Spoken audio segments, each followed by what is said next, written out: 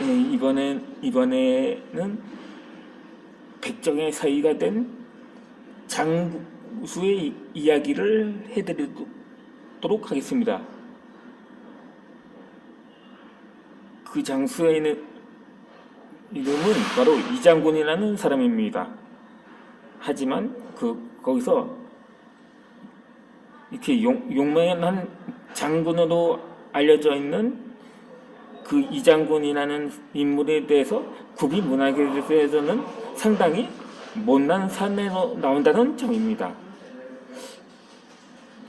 이 실제로 고전 속에서는 이장군 이야기 중심에서는 물러나 있습니다. 여기서 핵심 인물이 바로 이장군의 아내입니다. 그러니까는 이장군은 혼인했다는 설정으로 그렇게 바로 양반 아내와 백정 처자가 오히려 이장군을 두고 결혼한 이야기로 전개가 됩니다. 그런데 그 방식도 참 흥미롭습니다. 이 양반 아내는 99폭의 비단 치마와 꽃단장이 이 무기라면 백정 처녀는 싱그러운 버들이가 뜨끈한 쇠고기국으로 싸운다는 것입니다. 이 설화가 기록된 장소나 구술자에 따라서 줄거리는 조금씩 달라지는데 이 가운데는 이 두 이야기가 있습니다. 하나는 경기도 포경면의 구선설이고 하나는 경상도에서 내려오는 설화인데, 그런데 이 두 실록과는 달리 이장군이 정치적인 입장 때문에 도망갔다고 나오지를 않습니다. 이제 그보다는 연산군이 이장군의 아내를 겁살하려고 했기에 거기에 반발해서 도망쳤다는 이야기가 나옵니다. 그러니까 그 이장군의 아내가 등장하면서 이미 여성 중심의 구도가 드러난 셈이죠.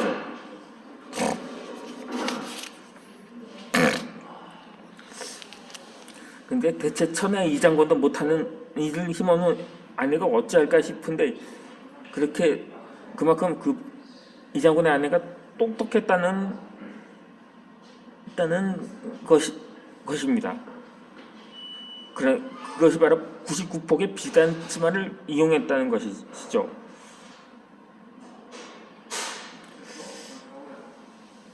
이렇게 이 설화에 따르면 그러니까 이 치마를 9자를 입는다. 치마 하나 입고 9번을 붙들어매 치마끈을 또 하나 입고 또 9번을 붙들어매서 또 하나 입고 또 9번을 9981 81번을 붙들어맨다 이 말이야.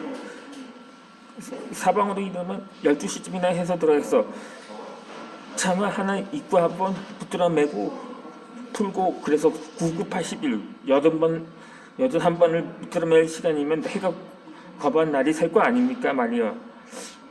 그렇게 해서 이걸 피하고 나오겠습니다. 그러니까 일러도 한밤중 그러니까 12시쯤에 들어가서 치마권을 99번씩 풀다 보면 정말로 날이 훤히 셀 수도 있다고 싶었던 것입니다. 그런데 이장군이 꾀가 이용했던 거죠. 그렇게 아내를 궁궐로 돌려보냈던 것입니다. 그 다음 때에서도 설록에 나오는데 기록에 의하면 그래서 언제 들어갔는데 입거를 했는데 입거를 하고 보니까는 들어가 보니까 그게 아니다 말이야. 이게 뭐 연산군이 폭군이고 뭐 그런 걸 심사적으로 그렇게 할 사람이 아니다 이 말이야. 이건 뭐 그래서 그냥 당했다 이 말이야. 그러니까는 연산군이 이러한 폭군이었다는 점을 증명했던 거죠. 그렇게 99번 폭의 치마를 천천히 한 겹씩 푸는 신사다운 모습은커녕 그냥 다짜고짜 한꺼번에 쫙 찢어버리던 것입니다. 결국 이 장군의 아내는 속절없이 장한테 돌아오게 됩니다.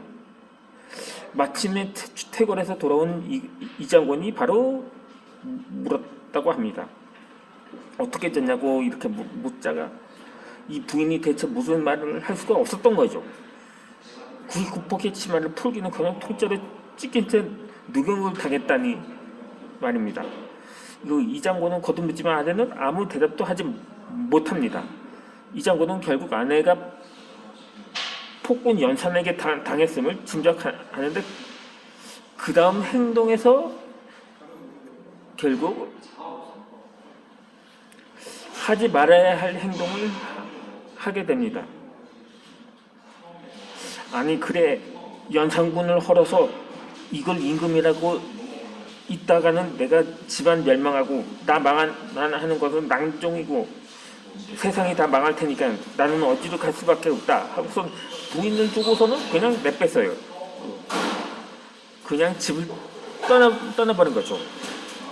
이 남편이라는 사람이 아내를 폭군에게 보낸 것도 모자라서 그 자신의 꾀가 안 통하다고 부인을 내버려두고 자기의 혼담은 불행랑을 친 것입니다.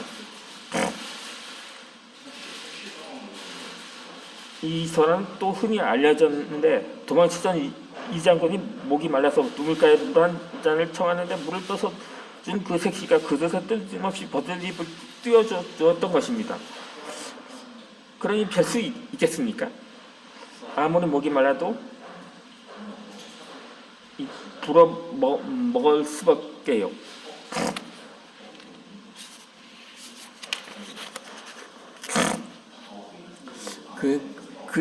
이 장군의 행동이 못나기는 했어도 그런데 그 여자분은 있었던 것입니다. 결국 이 장군은 보통 여자가 아닌 백정색시를 따라가서 혼인까지 하고 백정색시는 정체도 모르는 남편을 극진히 모셨습니다. 그 조건 없는 사랑에 이 장군은 나중에 양반으로 돌아가서 백정 아내를 정성으로 모셔다가 그렇게 알콩달콩 잘 살았다고 합니다. 그렇게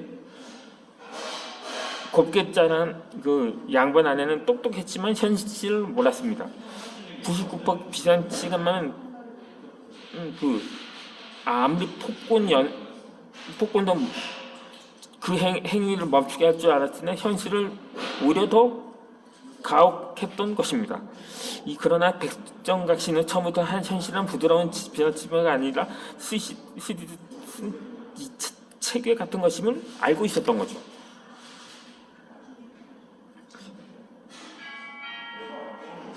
그래서 버들잎으로 방해를 했다고 볼 수가 있는 것입니다. 가장 쉽고도 현실적인 방법으로 이 장군을 도운 셈이었죠. 결국 이 설화는 한심한 사내 이 장군보다도 똑똑하게 한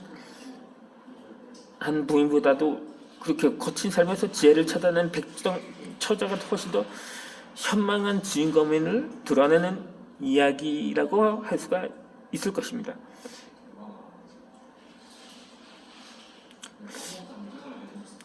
그렇게 무울면 부정설화는 포복이면 설화와는 또 다릅니다. 이 연산군의 신하의 아내를 취하는 상황은 비슷한데 처음 시작이 다 달랐던 거죠. 여기서 연산군이 대신들의 입을 막으려고 억지로 차게 했던 이 신원패와 비슷한 게 나옵니다. 이때 명패를 다는 것은 대신들이 아니라 대신들의 아내였던 거죠. 그렇게 예쁜 여인을 눈여겨 보았다가 나중에 부르려고 명찰을 달게 했던 것입니다.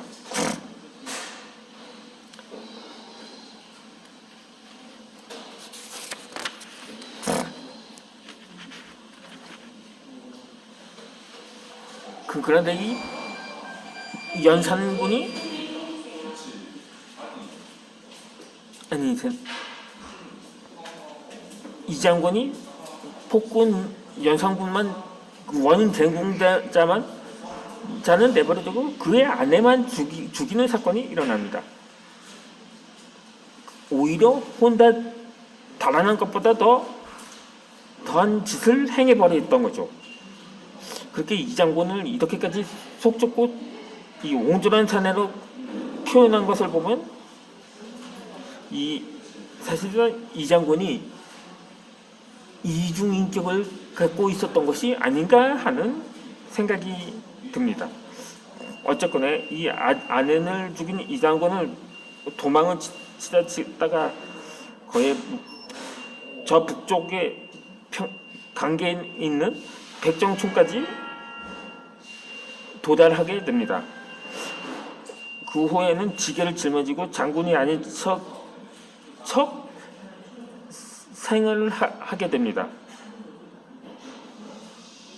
그런데 그 모습이 바로 그 어떤 백정 여인의 눈에 띄게 됩니다. 이제 영상은 이어서 올려드리도록 하겠습니다.